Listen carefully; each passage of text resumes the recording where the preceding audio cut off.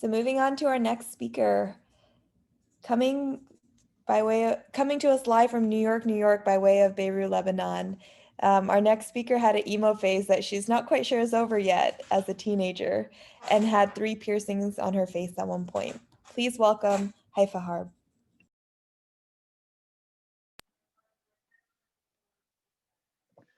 Hi. Oh my God, it's so good to be here. Okay.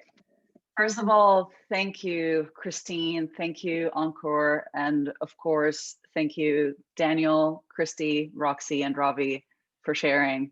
2020 has been the year of vulnerability, and I'm honestly so grateful to be here today.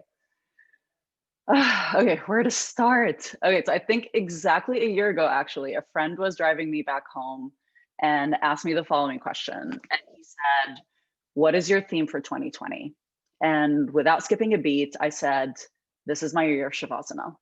And for those of you who don't know, Shavasana is the final pose in a yoga sequence. It is a resting pose. You basically lie flat on your back, you try to focus on your breath, and you let all the work that you've done in the session settle and integrate. And while I knew very little about 2020, it was very clear to me that I needed to be still. The 7 months prior to that moment have been in movement. I was traveling from the East to the West Coast. I had booked one-way ticket and one-way ticket after the other. And the 2 years before that were business school. And then I don't need to remind you how those went. And I could even argue that I have been in movement my entire life. Because the truth is, I wasn't just in movement. I was in search. I was in search for identity. I was in search for connection. I was even in search for love. And so when we entered lockdown early March, I was alone in my apartment. I had just moved to Pittsburgh, and it was a city that I didn't know a lot of people in. And I was alone with my barely furnished apartment and my thoughts. And I can promise you it was not pretty. My thoughts were vicious. They were telling me I was alone, completely alone, and that I was going to be alone forever. Realistic, I know. And while I couldn't search externally, I had to turn the search inward. And so while doom scrolling one day, I found a 7-day online spiritual retreat. Yes, you can count on me to find one.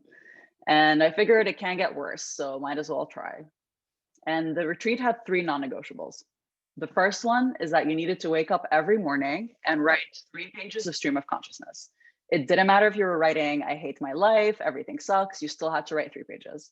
The second was that you could not check your phone the first 2 hours you were up. And the third was that you had to drink a gallon of water every single day. I learned a few things that week.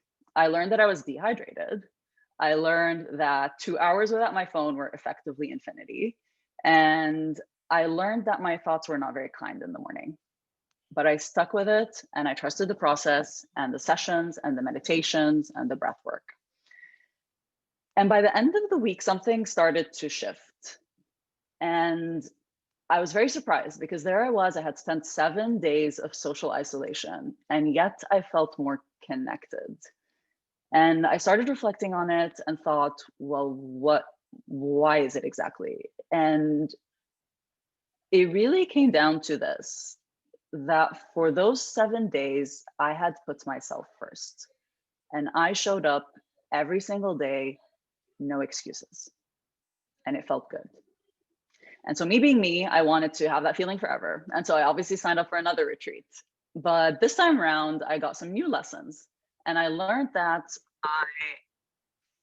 for better or worse, in my 4.5 years of consulting, learned how to ignore my needs. And so I had to relearn how to listen to my body when it's telling me that I need to move, when it's telling me that I need to sleep, when it's telling me that I need to stretch. And so I started a movement routine, and I would take walks every morning, and I would do yoga, and I would dance, not with a choreography, but just move in my apartment. I would listen to DJs on Instagram Live, just move for the sake of moving. And then one session, I was introduced to a concept that I think set the tone for the rest of my quarantine and probably the rest of my year. And I may be plagiarizing, I may be, because I'm paraphrasing also, so please forgive me. The idea is as follows. A dancer doesn't dance to get to the end of a dance. They dance for the sake of dancing. And just like that, we don't live to get to the end of life. And that's when it clicked for me. I have been in search just to get to an answer about who I was, what mattered to me, what I was trying to do in this life. And I was tired. I was tired of searching just for the sake of answers. And I think I was ready to start falling in love with my discovery. And so the next few Saturdays looked very different. Instead of waking up and rushing through my weekend, attending virtual events, trying to maximize my time, I woke up and made a coffee, and I went on a walk, and I listened to a talk, and I checked in with myself and said, what do you need? What do you need right now?